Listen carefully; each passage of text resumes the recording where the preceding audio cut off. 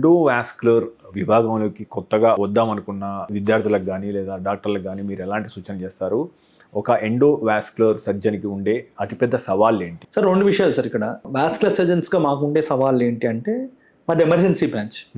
అంటే నీకు పేషెంట్ ఎప్పుడన్నా కాంప్లికేట్ కావచ్చు, ఎప్పుడన్నా సీరియస్గా ఉండొచ్చు, ఏ టైంలో అయినా ఫోన్ రావచ్చు. అంటే రాత్రి పగలు ఈ టైంలో నీకు ఫోన్ రావాలని దిస్ అన్ ఎమర్జెన్సీ బ్రాంచ్.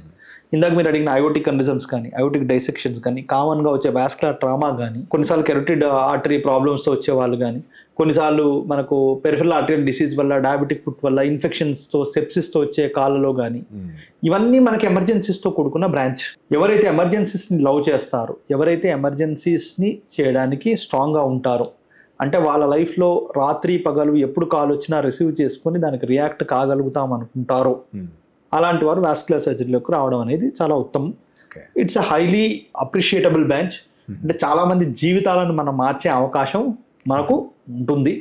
సేవ చేయడానికి కూడా అంతమంది పాపులేషన్ బయట ఉన్నారు. వాస్కులర్ సర్జరీ చాలా మంచి బ్రాంచ్, ప్రొవైడెడ్ వాళ్ళకి ఎమర్జెన్సీస్ డీల్ చేసి ఓపిక ఉండాలి. ఫస్ట్ థింగ్ అది.